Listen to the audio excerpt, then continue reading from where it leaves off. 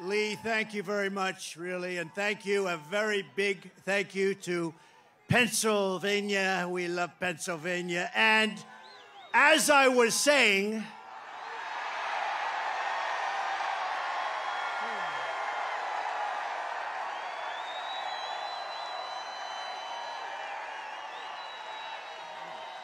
oh, I love that.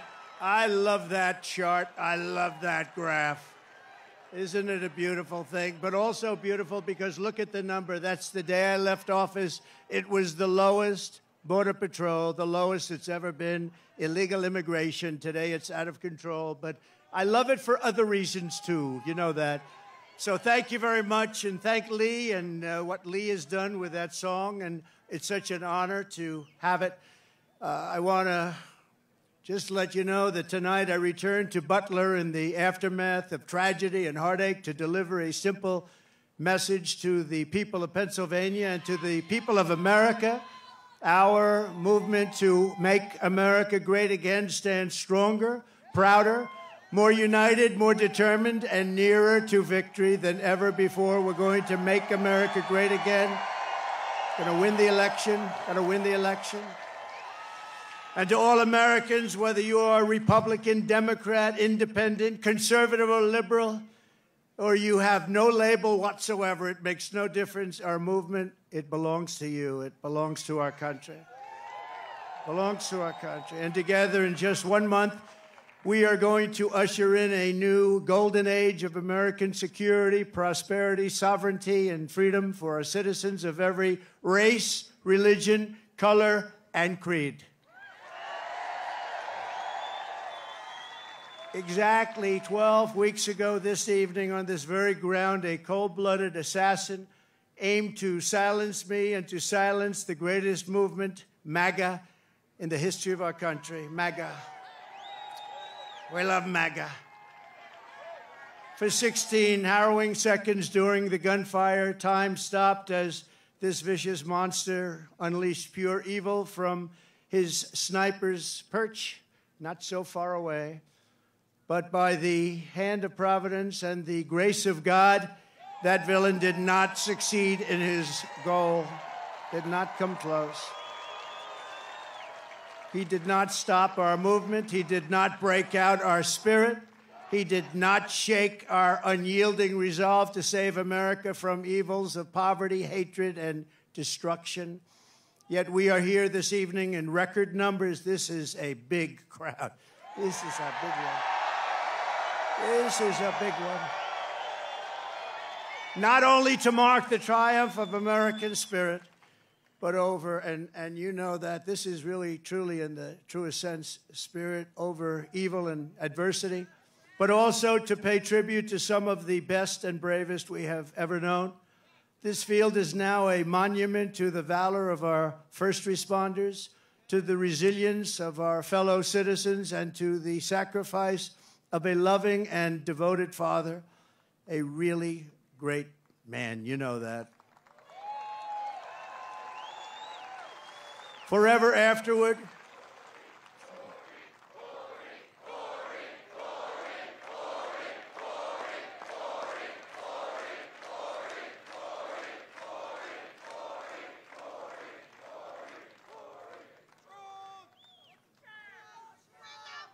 forever after, all who have visited this hallowed place will remember what happened here, and they will know of the character and courage that so many incredible American patriots have showed and know, and they know it at a level never seen before, probably. First, I want to thank the men and women of the U.S. Secret Service who threw their bodies on top of mine without even a thought for their own lives. They were on top of me so fast.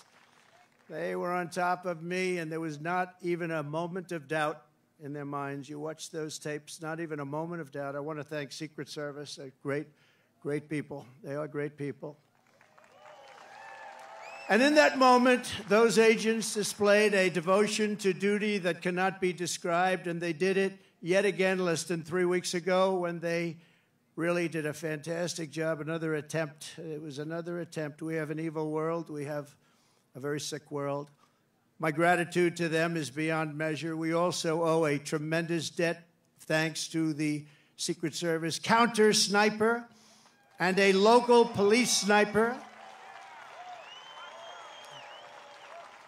who returned fire within seconds and stopped the shooter quickly and saved many lives. If he didn't stop, he saved many lives. He had a lot of bullets, a lot of ammunition up there with him.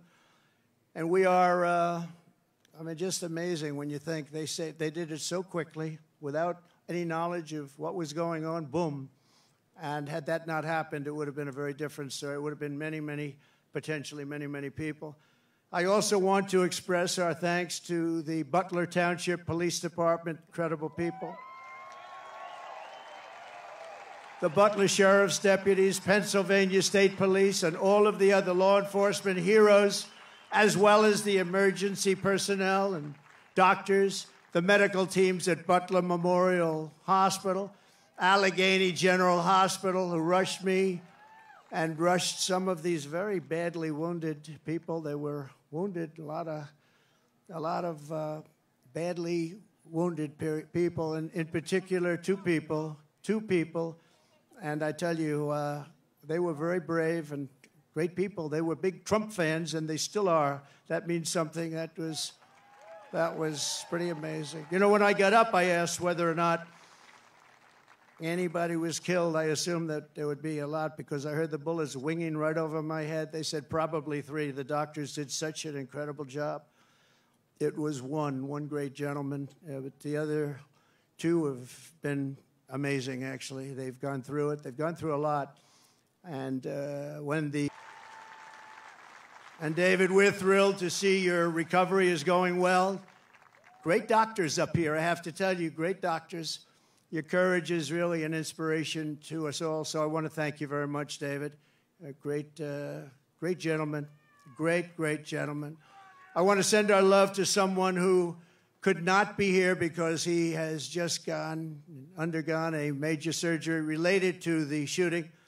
A man who was really badly wounded, like David, James Copenhagen, because James was a wonderful man, a big Trump fan. And Mr. Copenhagen is out there watching us right now, but he's in a hospital where they did some additional work, but he's in great shape. He wanted to be here so badly, but he's in great shape, and we appreciate it, and we're looking to his full and complete recovery. He will have a complete recovery. Thank you. Thank you very much. And of course, there's one more hero who could not make it back here tonight because he is no longer with us, right? You know who that is, right? Corey, our beautiful Corey. Corey is not with us tonight, and he should be. And we all miss him. He's become somewhat of a folk hero, I have to tell you. Who is with us is his beautiful wife and daughters and relatives, sister.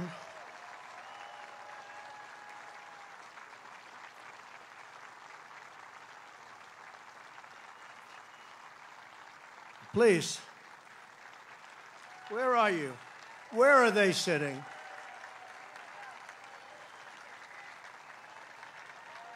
There they are. There's a lot of people. It's not easy to find people in this audience. It goes back further than you can see.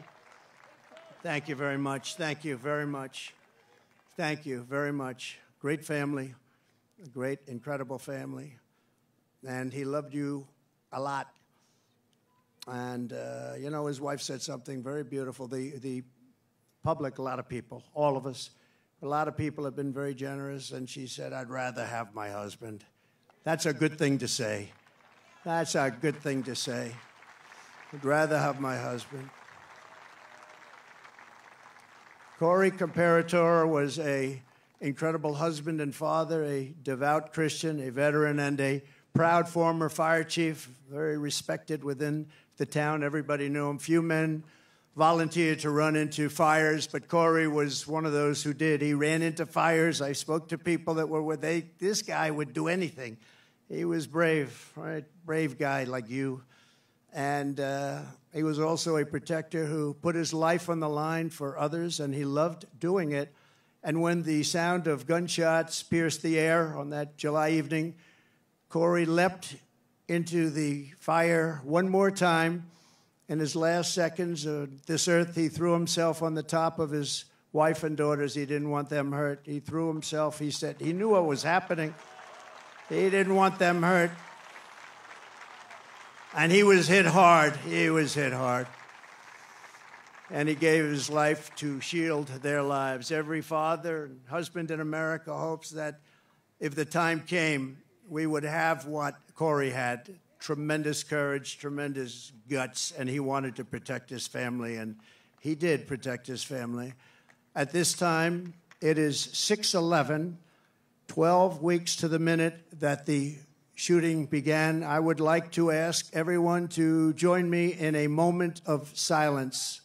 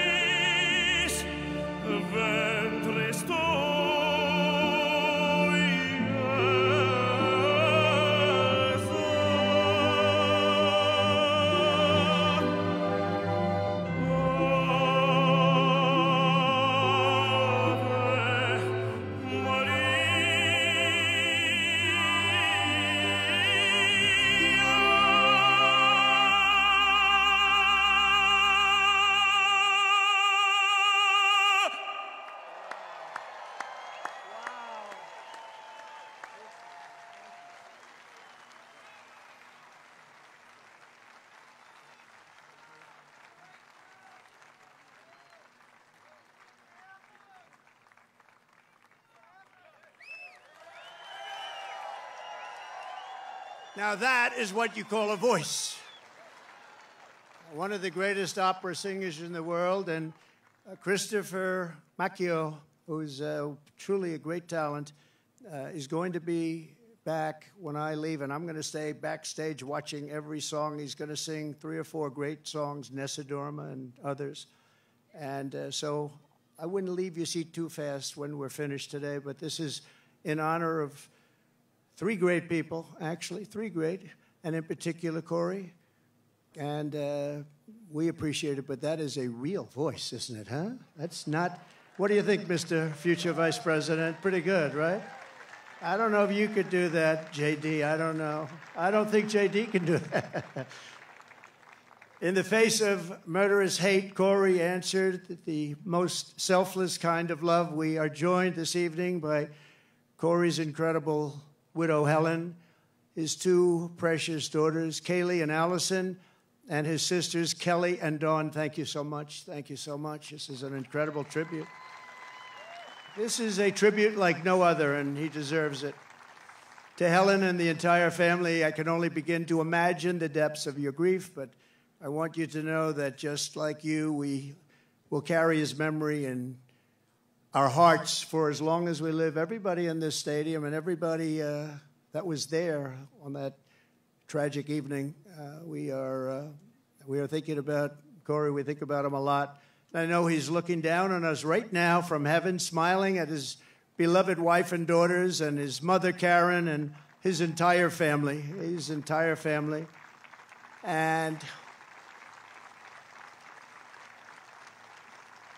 And he's with you, and he's going to be with us for a long time because, you know, some people just don't die in vain, and what he's left behind is incredible. And so God bless you, Corey. God bless you. Thank you very much. God bless you. You know, I just one little story. Helen told me that on the day that they came to the rally, Corey was really excited because somebody gave him great seats right up front here with the people from North Carolina, the ladies from North Carolina. This is their 227th rally. I don't know what's going on with them. Those beautiful ladies. But they always seem to have good seats. You know? But Corey had the best seat in the house, and he was telling his wife and family on the way over in the car, he said, I'm telling you, he's going to invite me up on the stage, because I do that sometimes. I take people, we invite them up on the stage. And she smiled, thinking it'll never happen. And little did anyone realize that Corey would be on the stage 3 months later in an almost immortal position. And that's where he is today. He's on the stage in I think it's a truly immortal position. So the love that he showed on that day and throughout his life is the love that sustains the entire movement, love that our families have, and it's love of our communities and love of our country. It's a force more powerful than any hatred and malice, because even in the darkest hours, it shines forth as a guide, and it guides us like nothing could ever guide us. It guides us really like a candle in the night. And so it's love like Corey's that is joining us to save our country, that's going to heal our country, and that is going to reunite our country as one nation under God, indivisible, with liberty and justice for all.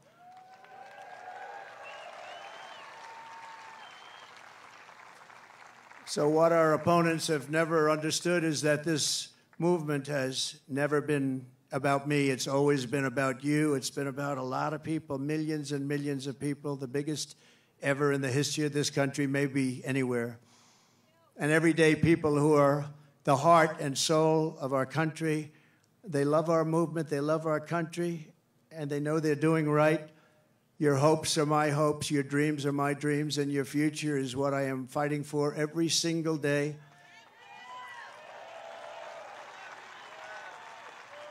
And now I have a great companion in JD Vance. How good was he the other night? How good?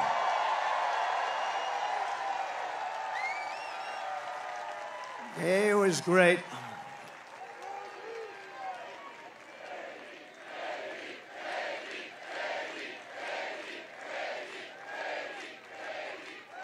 He was great.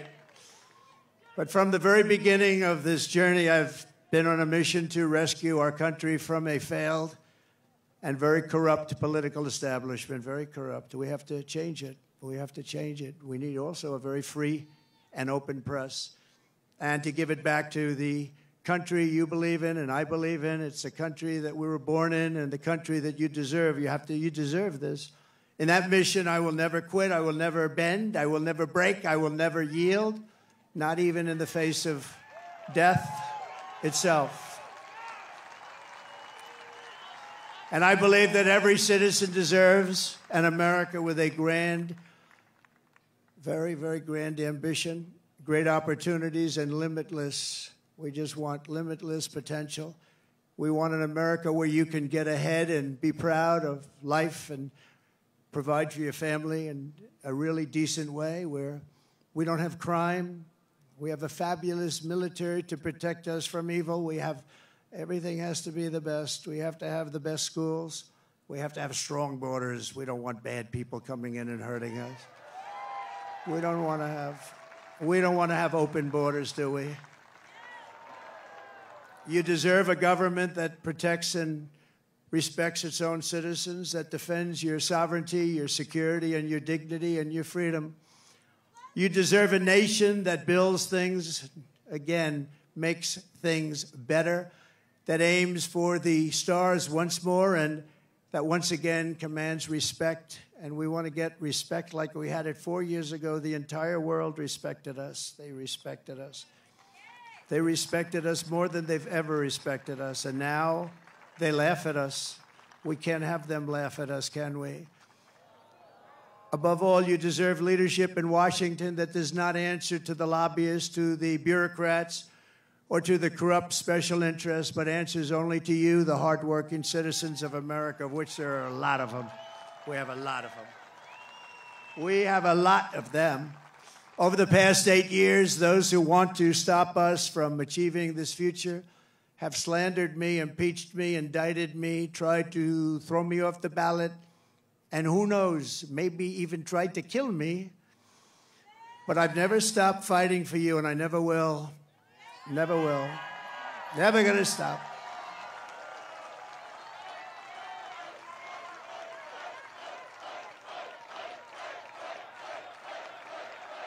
Thank you. Thank you.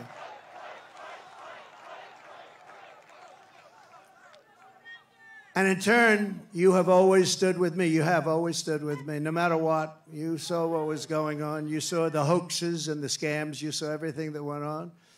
We are a team. We're a great team, I think. We're probably the best team ever in the history of our country, if you really think about it. We've fought together. We have endured together. We have pushed onward together. And right here in Pennsylvania, we have bled together. We've bled. We've had 3 people that really got hit hard. 2 of them made it. Great doctors, great doctors. They weren't supposed to make it. I wasn't supposed to make it. People said, my great doctor at Butler said, "Sir, you're the luckiest man alive. This would be a good time for you to go out and buy a lottery ticket." I've never seen anything like. I almost went out and bought a lottery ticket. I'll take it. And 31 days from now, here in this great Commonwealth and all across our land, we are going to win together. We are going to vote together. We're going to win the greatest election in the history of our country, maybe the greatest election all time.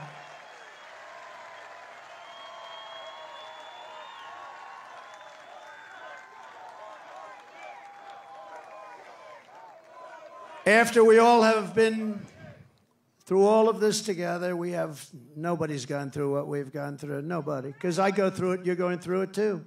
But there's never been anything like this.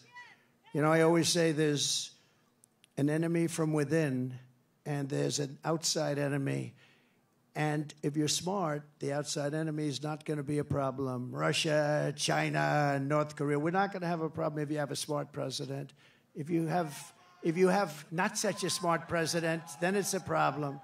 But we have an enemy from within, which I think is much more dangerous than the outside enemy. We stand on the verge of the 4 greatest years in the history of our country. We can make these the 4 greatest years. We'll turn it around so fast that your head will spin.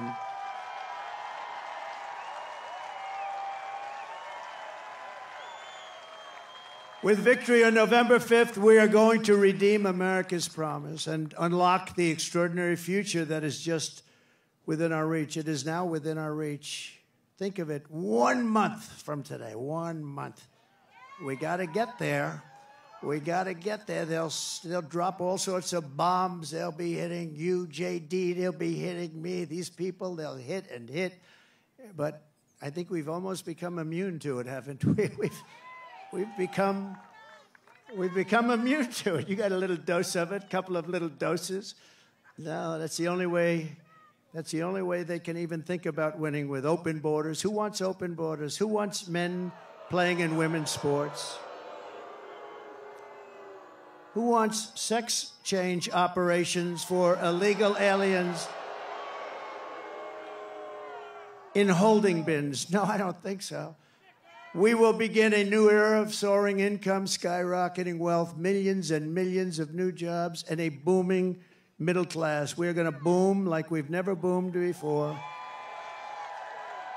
And we're going to unleash a manufacturing renaissance right here in Pennsylvania, including fracking like we've never fracked before. We're going to frack, frack, frack.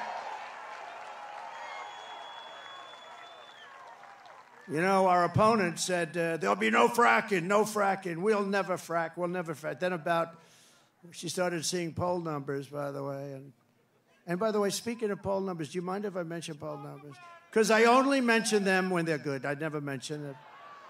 But one that's hit me really amazingly, Rasmussen, very highly respected poll.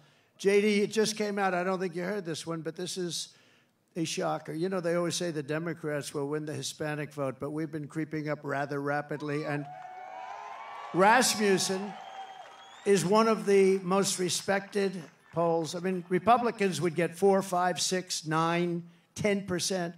They just came out with a poll. 62% for Trump. Think of that. Think of that. And 34% for Kamala. I don't usually use her last name because nobody knows who I'm talking about. I go, Harris, Harris. They say, who's Harris? It's happening all the time. Who's Harris? And we can't find out who she is, because if we do, our country is going to be in big trouble. We will live in a very beautiful city or town that are safe and clean, with borders that are sealed and secure. And again, we want people to come into our country. We all want that. We need that. But you know what? We want them to come in legally. They're going to come in legally and love for our country. And America will once again be strong and confident and free. And we're going to have that. We're going to have it strong, confident, and free. That's why I'm here today. You know, I could right now be having a beautiful life. I don't have to be here. I could be on a gorgeous beach someplace. I have such nice property. I could be in Monte Carlo, as an example, but I'd rather be in Butler with you. I would rather. I'd rather be in Butler. And I think JD would rather be in Butler, JD.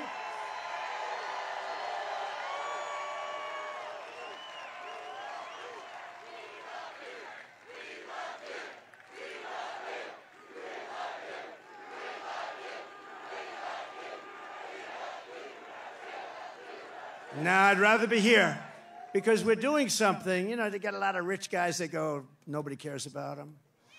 I had one about a month ago, very, very rich guy, and he called me up. He said, President, I've known him for a long time. I don't say how long because I don't want my wife to hear that number. It's a long time. But he's very successful, and he said to me, sir, could you do me a favor? The guy's worth billions of dollars. He said, could you do me a favor? I can't get into a restaurant. Do you think you could call them to get me in? And I said, what the hell is the good of being rich if you can't get into a restaurant, right? And I called the maitre d'. Hi, I'm a little embarrassed. Hi, this is Donald Trump. I recognize your voice. I said, would you do me a favor? A friend of mine is online about a mile back. This is a very successful restaurant. And he's got his wife. I described the wife. Could you possibly go get them? Could you go get them and bring them in? And he did. And my friend called me up the next day. He said, thank you very much. Thank you. Oh, doctor, please. Doctor in the house. Thank you. Thank you. Thank you very much, doctor. Yeah, thank you. Take your time, doctor, please. We got plenty of time, right? We got a lot of time.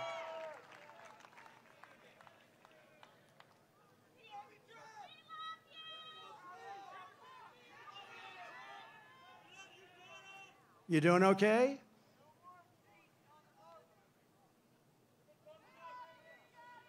Take your time.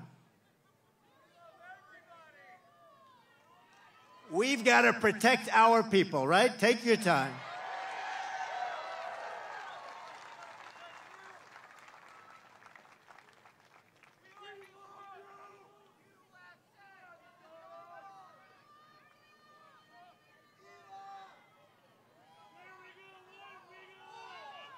It's all right, doctor. Go ahead.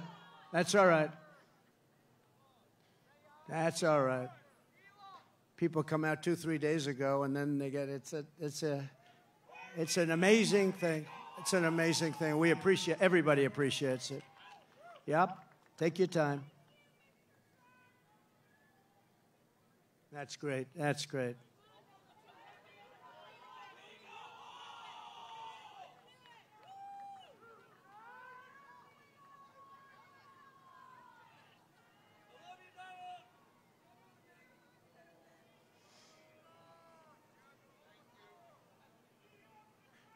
Do we have the greatest people in the world? We have the greatest people in the world. First responders, thank you very much.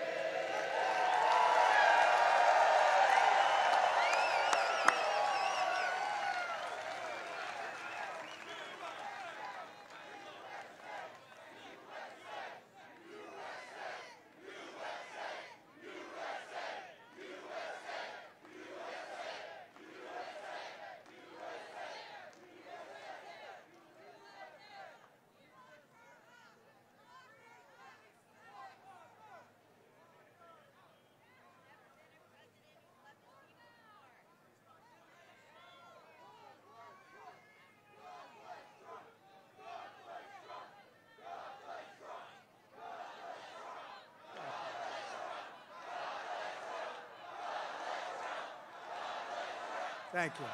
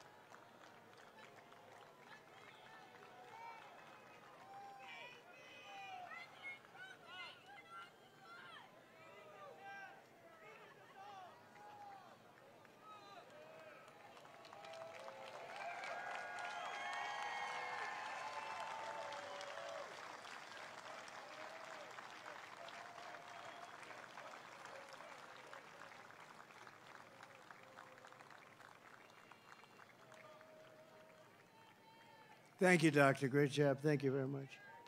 Thank you all. Fellas, thank you. First responders, thank you very much.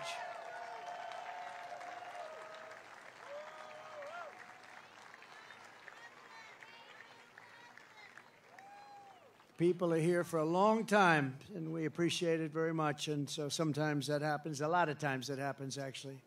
But she'll be great. You watch. So 12 weeks ago, we all took a bullet for America, and all we are all asking is that everyone goes out and votes. We got to win. We can't let this happen to our country. We can't take another 4 years like this. We won't have a country left. We're not going to have a country left. And all of this will be for nothing if you don't get out and vote. It will all be for nothing. We will have talked about it, and if we do it, it'll be the greatest achievement, I think, in the history of politics for all of us for this age. Because we're going to change our country around and fast. We're going to do things that nobody thought were possible. We're going to do them fast. So Pennsylvania, it's time to stand up for America and a time to save our country. This is really about saving our country. It's never been like this. When you look at the crime, look at the crime. Look at the people that are coming in, murderers. 13,099 murderers let in over the last short period of time. Murderers that have been released from penitentiaries, prisons, jails, released into our country. Crime rates all over the world are down. They're taking their gang members and their criminals. They're taking their people in jail, and they're releasing them into our country. We can't have it. You know, we just can't have it. How do you get more simple than that? They're releasing murderers, they're releasing drug dealers, they're releasing gang members and criminals, human traffickers. Mostly they traffic in women, and they're releasing them all into our country, and they're emptying their jails, and their crime rates in Venezuela are way down because, you know, but it's not only in South America, it's all over the world, in Africa, the Congo. There are a lot of people coming out of the Congo in Africa. They're coming out from Asia. They're coming out from the Middle East, Yemen. They're coming out from Yemen. A lot of people coming out of Yemen. And they're known terrorists, and they just release them into our country from countries unknown also. They know nothing about the people. Oh, go right in. These people are crazy. And we have to win. We'll stop it immediately, and it will be a big deportation. We're going to deport these people. We're going to get them out of our country immediately, or we won't have a country. And if we win Pennsylvania, we will win the whole thing. The whole thing will be won. So for the sake of our families, for the sake of our children, we will keep on going. And as the expression goes, I mean, I'm a little embarrassed to say it, to be honest with you, but I'm going to say it because a lot of people do say it. We will fight, fight, fight. We're going to fight for our country. We're going to fight for our country. And together we will save this country, we will restore the republic, and America's future will be bigger, better, bolder, brighter, happier, stronger, freer and greater, and more united than ever before. Our country will be united. You'll watch, you'll watch. You know, we had the most successful country ever, maybe in the world during my term. We had the greatest economy that we've ever had. And you know what was happening? We were uniting. The other side, radical left people were coming over. They wanted to meet. They were coming over. Women, men. If you look at population, our black population, our Hispanic population, our Asian population, everybody was doing better. People that went to the best schools and best colleges in the world got the highest marks, and people that couldn't get a high school degree, everybody was doing better, and our country was coming together. And then we got hit with COVID, a gift from China. Some people would call it the China virus. And we did a great job on that, too. We did a great job, but the world was disturbed. $60 trillion in damage worldwide, millions and millions of, tens of millions of people killed. And we still, during this 4-year period, we had the greatest economy, one of the great countries of the world. And we left with a stock market that was higher than it was just prior to COVID coming in. So what we did was something really incredible. But we had the greatest, most successful country ever. We had the greatest economy in our history, and we're going to do it again, and maybe even better. We learned a lot. We learned a lot about people and about doing things and what works and what doesn't work, and we're going to do it, and it's going to be quick. It's going to be quick. And we're going to have safe cities, and we're going to have great cities again, and we're going to have a capital in Washington, D.C., which is right now crime-ridden. You leave from the great Commonwealth of Pennsylvania, you go drive down to Washington, D.C., and you drive down, and you end up getting murdered, you end up getting hurt, you get mugged. We are going to straighten out Washington, D.C. We're going to make it again the most beautiful capital in the world. We're not going to have graffiti. We're not going to have graffiti on our marble columns. We're not going to have roads that have potholes all over them and medians that are falling into the highways. We're going to run it properly. We're going to change it. We're going to run it properly. It's an embarrassment to us. Can you imagine foreign leaders coming in and running over roads that haven't been paved in years? We're honored to be joined tonight by one of the people who is going to help us build this incredible future, and he is a truly incredible guy. And I don't say that often. He's a great gentleman. He's done such an unbelievable job for North Carolina, for Georgia, for Alabama, for Florida, for Tennessee. His name is Elon Musk. He saved free speech. He created so many different great things. Where is he? Come on up here, Elon. He created the first major American car company in generations, and his rocket company is the only reason we can now send American astronauts into space. Come here. Take over, Elon. Yes, take over.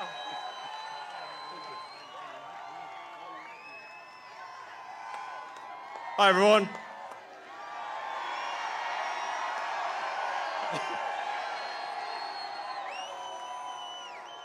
As you can see, I'm not just MAGA, I'm dark MAGA. Well, first of all, I want to say what an honor it is to be here. And, you know, the true test of someone's character is how they behave under fire. And we had one president who couldn't climb a flight of stairs, and another who was fist pumping after getting shot. Fight, fight, fight! Blood coming down the face. Now, America is the home of the brave. And there's no truer test than courage under fire. So who do you want representing America? Yeah, absolutely. And I think this election, I think it's the most important election of our lifetime. This is no ordinary election. The other side wants to take away your freedom of speech. They want to take away your right to bear arms. They want to take away your right to vote effectively. You got 14 states now that don't require voter ID. California, where I used to live, is just passed a law banning voter ID for voting. I still can't believe that's real. So how are you supposed to have a proper election if there's no ID? It's just meaningless. And free speech is the bedrock of democracy. And if people don't know what's going on, if they don't know the truth, how can you make an informed vote? You must have free speech in order to have democracy. That's why it's the First Amendment. And the Second Amendment is there to ensure that we have the First Amendment.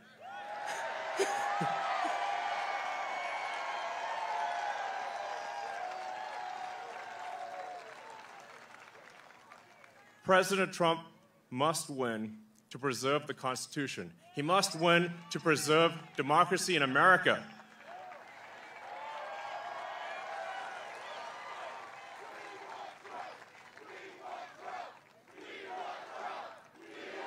Yes.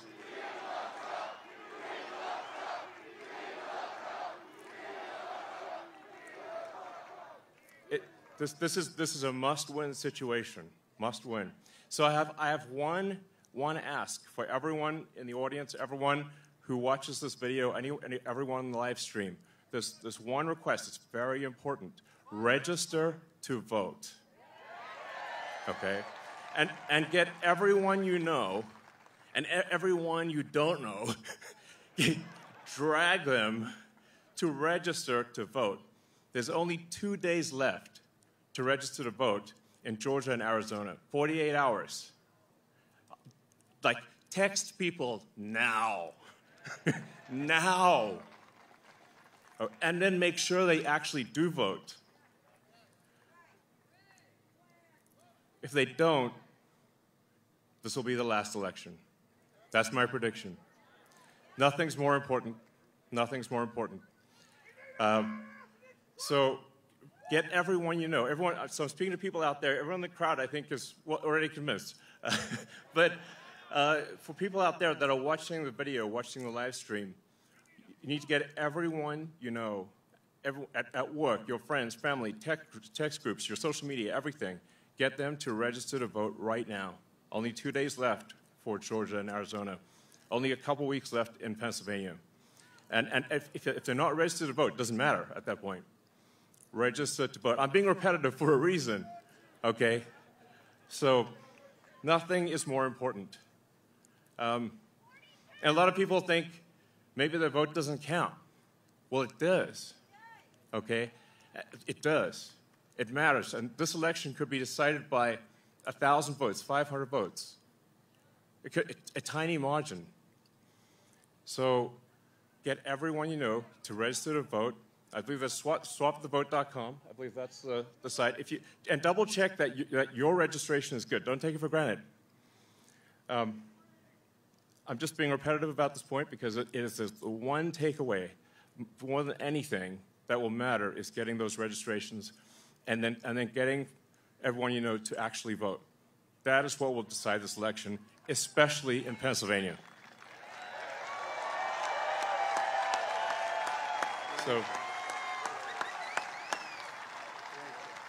So thank you, and honestly, you want to just be a pest. Just be a pest to everyone you know, people on the street, everywhere. Vote, vote, vote. Fight, fight, fight. Vote, vote, vote. Thank you.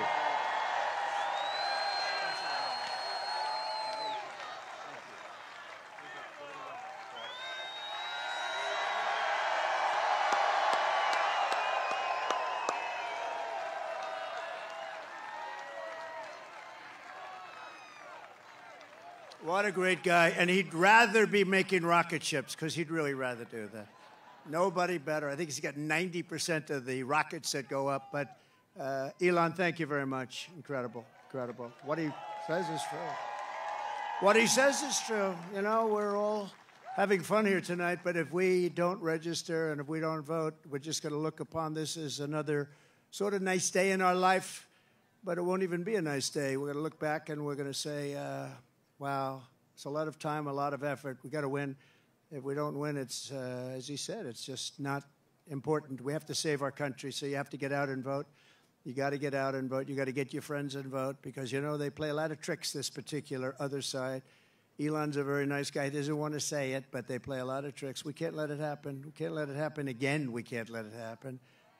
And one thing, they showed us how bad they are. They showed us how bad a job they do. So that's one thing we got from this 4 years. They've done the worst job. It's the worst president in the history of our country. It's the worst vice president in the history of our country. And if you watched over the last couple of days, they are doing, this is a Katrina for them. This is one of the worst, they say it's the worst job ever done on helping people through the ravages of a hurricane. And they're watching, she's out there campaigning in San Francisco, a place that she ruined, okay? She ruined San Francisco. She ruined, think of this, she ruined San Francisco. She was the worst DA. And she ruined the state of California, and now she wants to ruin the United States of America. We can't let her do it. So I called Elon to tell him that they needed Starlink, as an example. They couldn't get Starlink. I didn't know what Starlink was, I must tell you. Elon, I'm so embarrassed. I didn't know what the hell Starlink was. He loves Starlink. He can tell you every little screw that's needed, every wire. Me, I didn't know. But when I was in North Carolina and Georgia just the other day, yesterday to be exact, but they were saying we have tremendous communications, especially in North Carolina, and we have tremendous problems. We have no communication. The poles were ripped down. The wires were underwater. Houses were destroyed. Possibly 1,000 people, maybe more, will be, there's 600 people missing. Missing is not good, because you know what missing means generally. That's really bad. And they had no communication. They had literally no communication with, they called it the mainland, because the water was so crazy. It was like they were in the middle of a lake, and they'd never seen anything like it. And they said, do you know somebody named Elon Musk? I said, yeah, I happen to know him a little bit. He just endorsed me, actually. Although he endorsed me a long time ago, but he still, to me, every day is a good endorsement from Elon. Nobody's smarter than Elon. And they said, could you do us a favor? Could you help us? We're trying to get Starlink, and it's very hard to get. Most people say you can't even get it. I called up Elon. I said, North Carolina's in big trouble. Georgia's in big trouble.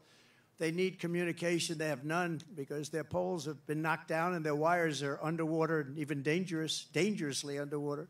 But they have no communication. Elon, could you do something about Starlink, whatever the hell that is, Elon? Whatever Starlink, that's all they want to hear is Starlink. And an amazing thing happened. I got a call from one of the top people in North Carolina. I got a call from another great person in Georgia. And I wasn't finished with my phone call yet. And they got word that Starlink would be delivered to the States. I said, no. And I said, what the hell is he? What kind of a system is that? Normally, you'd have to hang up, and he'd go and call people. He did it during the phone call. What kind of a system do you have? That's why he's a very advanced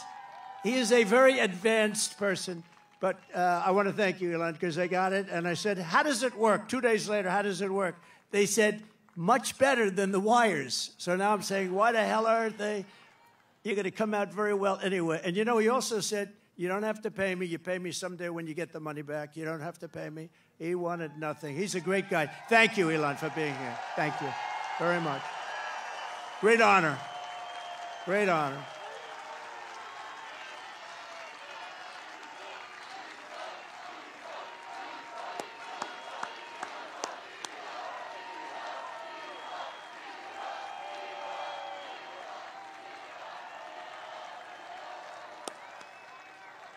Thank you, Elon. And that's heartfelt. I can't even see the end. That's a lot of people here today. We're also joined by a great gentleman, a top, brilliant student. He went to a tremendous college, and he graduated right at the top of his class. In 2 years, I didn't know you could do that. It's 4-year college. Then he went to the military. Then he came out, and he did fantastically inside the military. Then he came out. He went to Yale.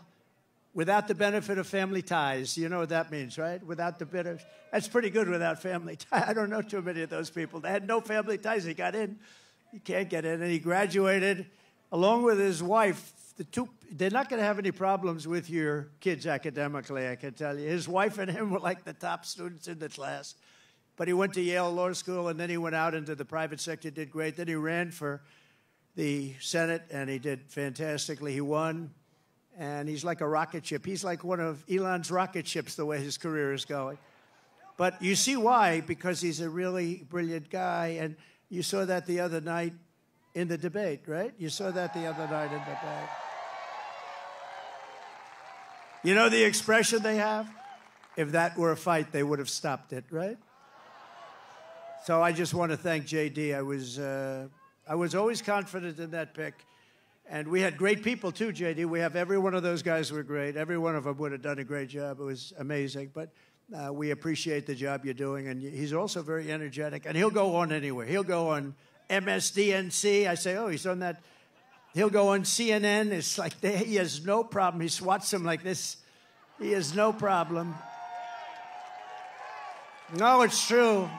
You know, other people say, sir, I'd rather not do that one. I'd rather not do that one, sir. I'd rather not do them because they are, you know, very, with him, he doesn't care. He says, they're not going to outsmart me. So I want to thank JD. You've done a great job. Thank you very much. Amazing. Great.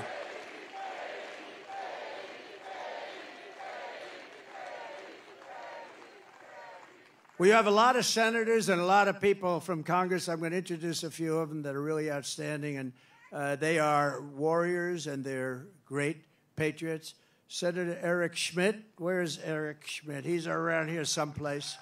Nice, tall, handsome guy.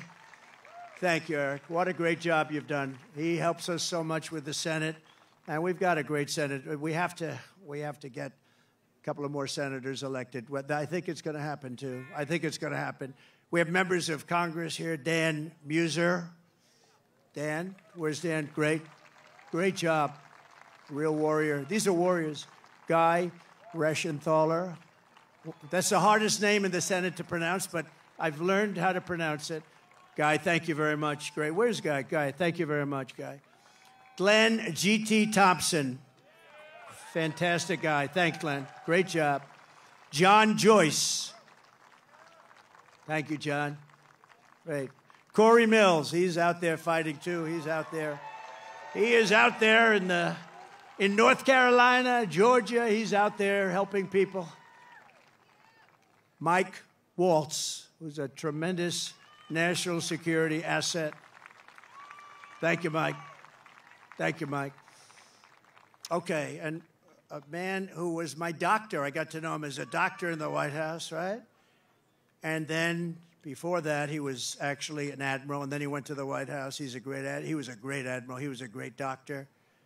And I love him for one reason. They asked him in the White House, the press, the fake news media said, who is the most? He was the doctor for Obama, Bush, and Trump.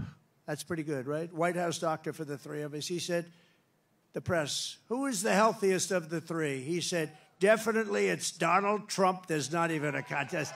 And I love that guy. When he said that, JD, when he said that, I said, I like this guy.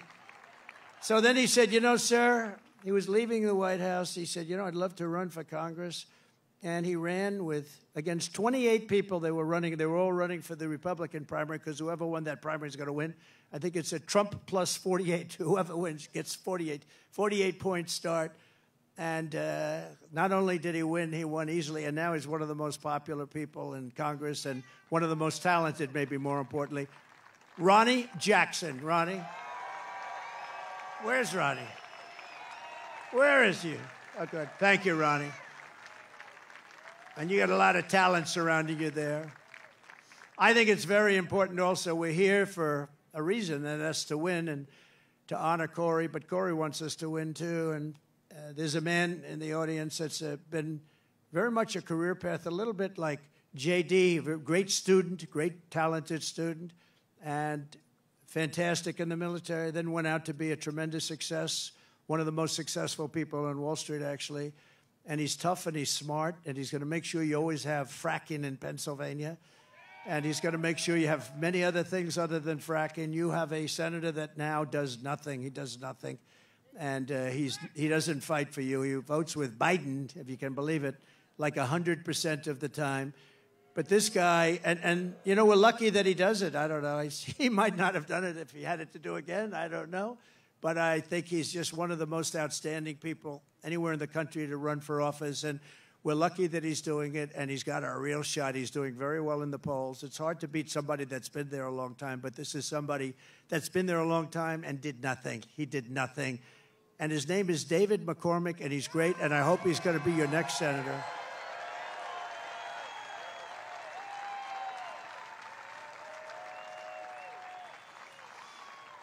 And I see somebody else I didn't know he was here. Mike Kelly. I see Mike Kelly here. Stand up. Oh, boy, am I lucky. Am I lucky I spotted him? If I didn't spot you, Mike, I was in big trouble, right? This is a man who's beloved in this state, and he's fantastic. So thank you, Mike. Thank you. We also have some terrific people from law enforcement. Butler County Sheriff Mike Sloop. Thank you, Mike. Great job. Thank you. Thank you, Mike. Thank you for your help, too, I could tell you. Thank you for your help. I can say that. Thank you very much. Butler County Commissioner Leslie Oshie. Leslie, thank you. Thank you, Leslie. Great job. RNC Chairman Michael Whatley. This guy is doing a great job. He's doing great. Came from North Carolina. We won North Carolina. He kept their cheating down to a minimum, and we were able to win it, and we were solid all night long. And he's great, but if we don't have good results by the 6th of November, I will never say that about him again. No, he's a great guy. He's working very hard. 24 hours a day he's working, I know that. And he's working mostly on Stop the Steal, because we have a lot of votes. We have plenty of votes. Stop the Steal. That's why you've got to get out. You've got to get out and vote. We're going to win this thing. And the more we win it, you know, it's too big to rig, you know, the expression we use, make it too big to rig. You know, at a certain point, Elon would understand this better than anybody statistically. At a certain point, their cheating doesn't matter, and we want to make it too big to rig. And we also have somebody that's very special, the co-chair of the Republican Party, Lara Trump. Thank you. Lara, thanks.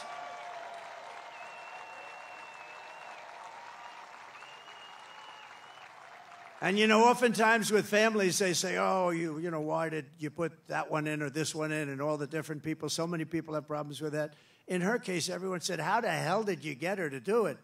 She has been unbelievable, so thank you very much. Comes from North Carolina, and I have a feeling she's going to be spending some time down there a little bit.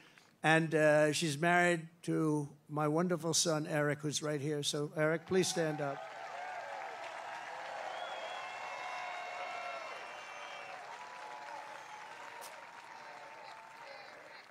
He's a great guy.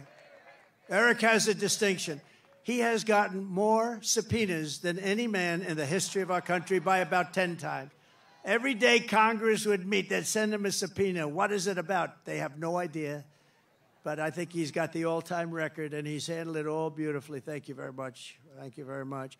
A friend of mine, a great, great businessman, one of the most respected people, and he made a big, big contribution yesterday to Georgia, and a big contribution to North Carolina. Steve Witkoff is here. Hi, Steve. Thanks. And another man who's one of the greatest businessmen in the country, he actually said that if Trump doesn't win, this country is going to go into a massive depression. Well, I don't know about that, but he has been a very good predictor, I will say that. And truly one of the greats, one of the great pickers, picker meaning stocks. He knows what he's doing. And highly respected by everybody, John Paulson. Thank you, John. Great. Great guy. And we have so many others, and I won't do it because we have to really get out of here before it gets too cold for people. But I love it much better because there's one teleprompter. Not that I use the teleprompters too much. Isn't it nice to have a president that doesn't need a teleprompter?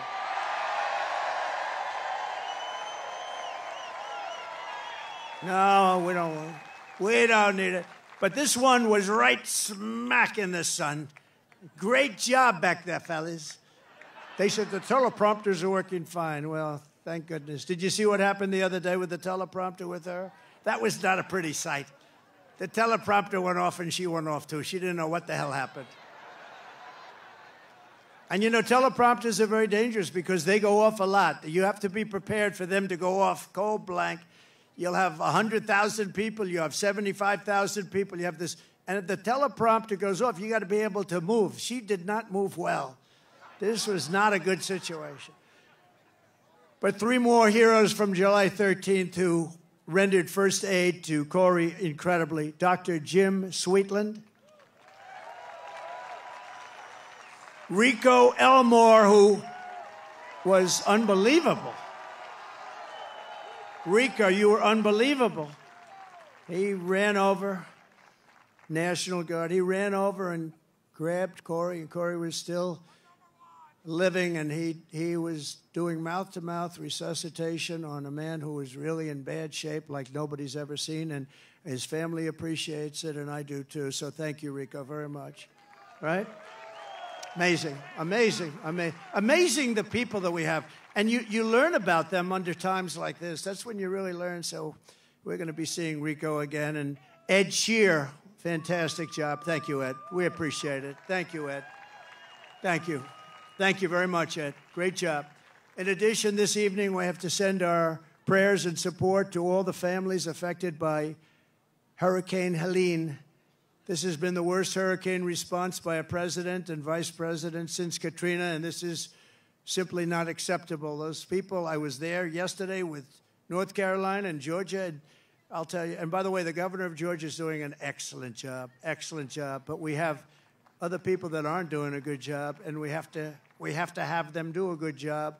But the federal government is doing a very bad job. They are not doing the job, and we have death and destruction that we haven't seen maybe ever. It's a real bad one, and they have to get people there because they don't have people there. They don't have the people. Kamala wined and dined in San Francisco, and all of the people in North Carolina, no helicopters, no rescue. It's just what's happened there is very bad. They're offering them $750 to people whose homes have been washed away. And yet we send tens of billions of dollars to foreign countries that most people have never heard of. They're offering them $750. They've been destroyed. These people have been destroyed. The one young lady washed, you saw that with her son. I mean, pretty, I wish I never saw it, but just washed away. Your son was washed away with the grandparents, and so sad. And they're giving them $750. And think of it, we give foreign countries hundreds of billions of dollars, and we're handing North Carolina $750. If you want a president who won't even try to save you when the floodwaters are rising, vote for Kamala. She's not the right person. Look, you know what? If they did a good job, I wouldn't have run. To be honest with you, I didn't need to do this. I didn't need to. If I thought they were doing an even modestly good job, I wouldn't have run. But I saw right from the beginning, grossly incompetent, and I was right about that, and I decided to run, and we're doing really well. I was telling you about polls. We're way up in some polls. We're up in other polls. And with the swing states, I think most of them have us up in every single swing state, including the great commonwealth of a place called Pennsylvania. And don't ever not call it a commonwealth, because I've seen people call it a state, and that's the end of them. That's practically the end of their political career. You got to be very careful with Pennsylvania. It's that commonwealth. I haven't made that mistake. I don't want to either. It was not a pretty picture. If you want a president who will stop at nothing to protect you and your family, I hope you're going to vote for a gentleman named Donald J. Trump. Have you heard of him? Together we will rebuild Western North Carolina, rural Georgia, and every other state that's been so badly affected. That includes Alabama. Virginia was very hit hard. South Carolina was hit very hard. Florida. So many states. Tennessee was hit really hard. They were all hit, and we're going to work with them. And, you know, the next president is going to be the one that really, once they got to get this done. But once that happens, the next president is going to be the one that has to really help them. And JD will be there to help them. I know that. 2024 is the most important election in the history of our country. And here are the facts. My opponent, Kamala Harris, is the most incompetent and far-left nominee ever to run for president. You know, she's much further left than crazy Bernie Sanders. You know that. She wants to open borders. She took the most secure border in U.S. history and turned it into the worst border in the history of the world. Remember, she was appointed border czar. She says she wasn't now after 3 years, but she was. But whether she was or not, she was in charge of the border. And the other day I saw her get up and say, we will do this, we will do that. Why didn't they do it 4 years ago? Why didn't they do it? The damage is so bad, and so it's been done. She let in 21 million illegal aliens from all over the world, from prisons and jails and mental institutions and insane asylums, and they're terrorists at record levels, at levels we've never seen before. She cost you $29,000 a family through inflation price hikes, and now she wants a larger tax hike. She wants to go the largest tax hike in American history. There's never been a tax hike like what she's proposing. She's going to raise your taxes a minimum of $3,000. She's a big taxer. And she was the original creator of Defund the Police. I think for all the sheriffs over here, if you're a partner in Defund the Police for even 2 days, you cannot be president. But she was one of the founders of Defund the Police, and she still believes that, by the way. I don't know how anybody could, but she still believes that. And if she ever had a chance, there's a good possibility she'd go back to it. Can you imagine? Somebody's robbing our house. Well, there's nothing we can do about it. That's what they say there's nothing. You know, they tried it. And you know where they tried it? In Minnesota with our vice president. And it wasn't working out too well. It was working out very well for the robbers and the criminals. That's the only one it was working out well for. Kamala Harris vowed to abolish ICE. She wants mass amnesty and citizenship for illegals. And worst of all, she lost, and this is maybe the worst thing in the whole, that nobody talks, the fake news won't mention it. She lost more than 325,000 migrant children that are now dead in slavery or just plain missing, probably never to be seen again, never to see their parents again. But this isn't like, this is 325,000 have been lost. She praised the idea of a 70% to an 80% tax rate. She imposed a natural gas export ban on Pennsylvania, which is killing your energy workers and your pricing. You know, you have one of the highest energy costs in the country, and yet you're sitting on top of a massive amount of energy that she doesn't want to get. It's been a disaster for your state, and now she's vowed repeatedly. Now, all of a sudden, she changed her mind. But when, you know, with politicians, it's always the first statement that comes out to be the one they want. So she spent 14 years knocking fracking. We're never going to have fracking. We're not going to frack. All of a sudden, a little while ago, she came out, I love fracking very much. No, she'll go back to it. And she even endorsed free sex changes for illegal aliens in detention at taxpayer expense. I don't think Elon likes that idea. These are not ideas that Elon Musk likes too much. And it was just announced yesterday in California, and he took this one from me. I'm so upset. But think of it, that the far less than average governor, Gavin Newsom, has banned any and all ID requirements from voting and registering to vote. You're not even allowed to mention the fact, Elon, you're not allowed to mention the fact. You can't say, may I see your ID? If you do, it's a criminal act. This is a takeover of the country. You're not allowed to ask for an ID. If you do, it's a criminal count.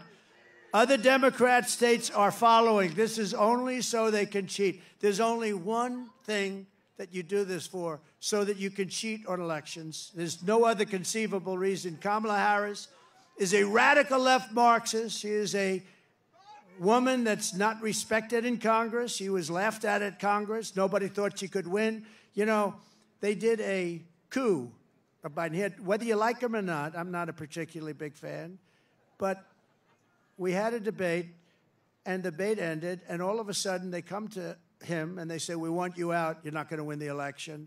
And he said, I don't want to get out. He got 14 million votes. If you believe in democracy or a system, he got 14 million votes, and she got none. She was the first one out, 22 candidates, and she never made it to Iowa. She quit before Iowa, and now she's running, and that's okay. But, you know, we spent $150 million beating Biden, and as soon as he was down and out for the count, they said, let's take him out. We'll give somebody else to run. Never happened before. We do a lot of firsts, I will tell you. We do a lot of firsts. But she's a person that rated even worse in every statistic than any other senator. She was rated at the bottom of the U.S. Senate. She's destroyed everything she touched. But the good news is that we have a plan to fix it. We're going to fix it. We're going to fix it fast. Nobody is going to stand for open borders. Nobody is going to stand for a bad military. Nobody is going to stand for education that's not proper. We're moving education back to the states. You're going to be running your own education. So we have, you know, in education, so important is what's more important than education, but we rank at the bottom of every list. They rank 40 major countries. We're at the bottom. But we're top of the list as the cost per pupil. We spend more per pupil, per student, than any other country anywhere in the world. So we're number one in that, and we're number 38, 39, or 40 every single time. And you have Denmark, you have Sweden, you have Norway, you have China. It's always a top 5. Can you believe it? China's a top 5. That's amazing.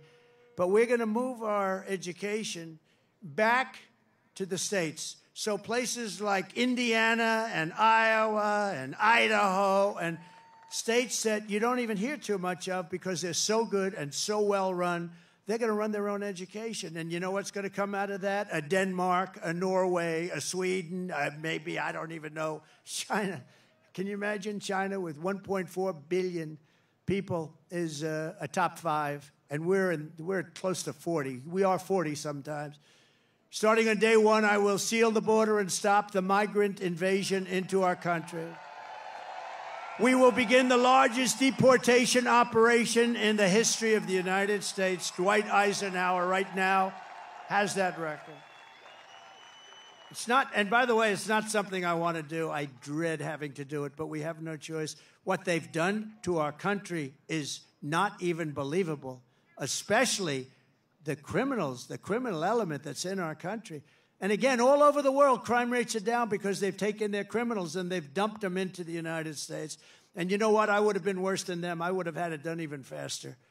They've dumped them into the United States of America, and that's what we have. And it's dangerous out there. We're getting them out. We're getting them out quickly. And we will defeat inflation, and we will make America affordable again. And it's going to start with liquid gold. We have more liquid gold, oil, and gas under our feet than any nation in the world, including Saudi Arabia and Russia. We will become energy independent like we were just 4 years ago. You know, 4 years ago, we were energy independent. Can you believe it? And then we were going to become energy dominant. We will be dominant within a matter of months, and we will make so much money. We are going to drill, baby, drill. And we will again open ANWR. Ronald Reagan tried to do it. Every single president from before Reagan tried to do it, and I got it done. ANWR is the largest drilling site anywhere in the world. It could be larger than Saudi Arabia, could be larger than Russia. It's in Alaska. And I got it done, and we worked to get it done. And one of the first things he did was terminate ANWR, and that was going to take care of all of Asia. That was going to make us so much money. We would have paid off debt. You would have gotten, I gave you the biggest tax reduction in history. You would have gotten even a bigger one. You were going to be just very happy. You were going to say, I like that guy very much. 20 million Americans are behind on their electric bills right now. It was just announced. 20 million Americans, they're struggling to pay their monthly bills at a record rate. There's never been anything like it. And it's all because of their anti-U.S. energy regime, which has caused Pennsylvania electricity prices to raise almost 50%. We will cut energy and electricity prices in half within 12 months. We will have your energy prices, your air conditioning, heating, cars if you buy a Tesla, which is good.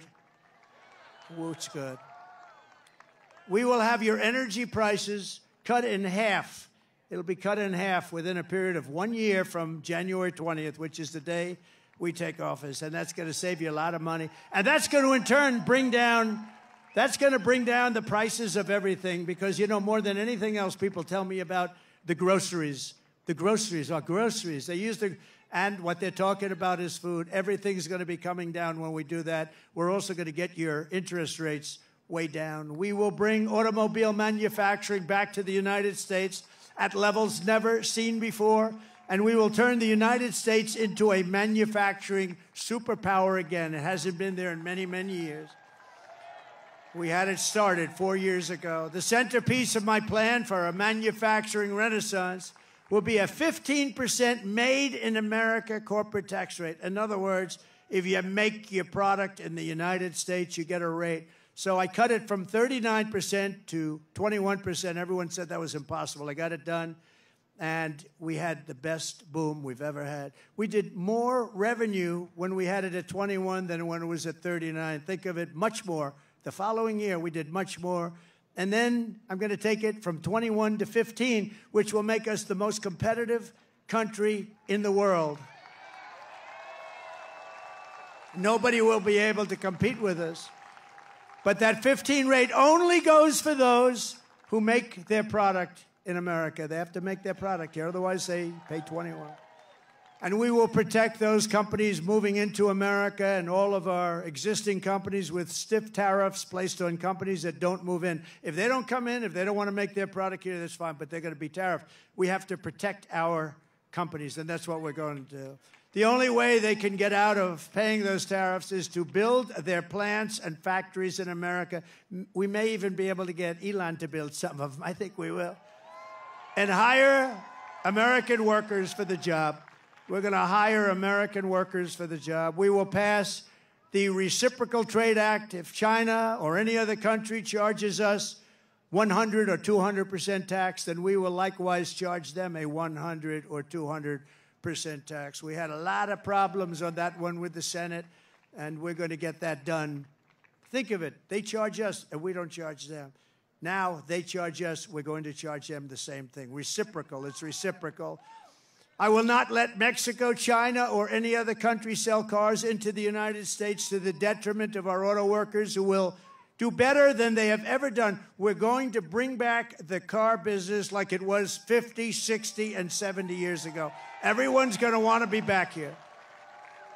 And I will not approve Japan buying U.S. Steel 70 years ago, the greatest company anywhere in the world. It was the greatest company anywhere in the world, and now we have Japan buying U.S. Steel. I don't like that. We will deliver massive tax cuts for workers, and we will have a policy that I think is so great. No tax on tips. No tax on overtime. And no tax on Social Security for our great seniors. No tax. And you know, when you think of it, our seniors were hurt so badly. Inflation has killed our seniors. You know, they have a fixed income, and it just got worse and worse every week, every month. It's gotten worse and worse, and it's just horrible. And they haven't gone down. They've only gone up. Prices have still only gone up. And while working Americans catch up, we're going to put a temporary cap on the credit card interest rates at 10%. People are paying 28% interest, 25% interest. I will always protect Social Security and Medicare with no cuts. We're not going to do anything with Social Security, but they're going to destroy Social Security because all of the migrants coming in are going on between Medicare, Social Security, other programs, and nobody is able to afford it. I will settle the war in Ukraine. I will end the chaos in the Middle East, and I will prevent, I promise you, World War III. We're not going to have World War III. And right now, we're very close to having it. We will lead the world in space exploration. Thank you, Elon. We will lead the world in military, and we will reach Mars before the end of my term. Elon promised me he was going to do that. I don't know. Can you do that? Stand up. Can we do that? He wants to reach. I think he's going to do it. JD, work on him. Work on him.